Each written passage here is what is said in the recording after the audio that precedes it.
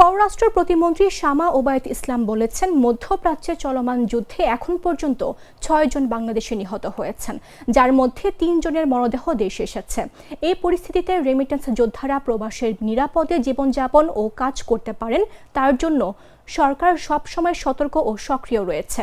শনিবার ফরিদপুরের নগরকান্দা উপজেলা স্বাস্থ্য কমপ্লেক্স পরিদর্শন শেষে এসব কথা বলেন পররাষ্ট্র প্রতিমন্ত্রী। তিনি বলেন, আমরা সরকার গঠনের পর থেকে বিশ্বে যুদ্ধ শুরু হয়েছে।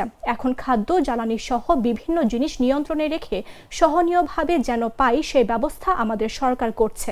পররাষ্ট্র প্রতিমন্ত্রী বলেন, যুদ্ধ পরিস্থিতির কারণে মধ্যপ্রাচ্যের দেশগুলোতে যাওয়ার ক্ষেত্রে যেসব প্রবাসী বাংলাদেশের ভিসা নিয়ে জটিলতা হচ্ছে, তাদের ভিসার মেয়াদ বাড়ানোর বিষয়ে সরকার কূটনৈতিক তৎপরতা চালাচ্ছে।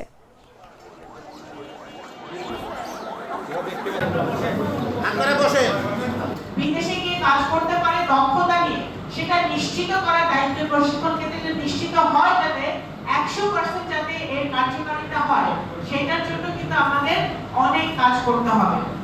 আপনারা জানেন, বিএনপি সরকার যখন সরকার গঠন করেছে তার আগে থেকে আমাদের যখন 31 দফা আমরা দিয়েছিলাম 3 বছর আগে, এবং তারপরে আমরা যে নির্বাচনের সময় যে ইশতেহার আমরা দিয়েছি এবং বর্তমানে যে ইশতেহারকে অনুসরণ করে ইতিমধ্যে মাননীয় প্রধানমন্ত্রী আমাদের বিএনপি সরকারের 1 মাস পূর্ণ হওয়ার পূর্বে উনি রমজান মাসে ফ্যামিলি কার্ড চালু করেছেন।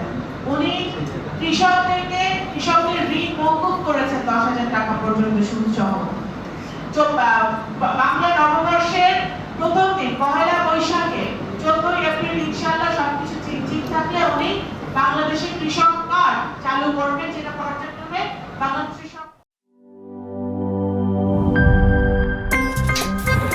আমার একটা স্মার্ট সিদ্ধান্তে 25% গ্যাসের খরচ কমেছে। ভাবছেন কিভাবে?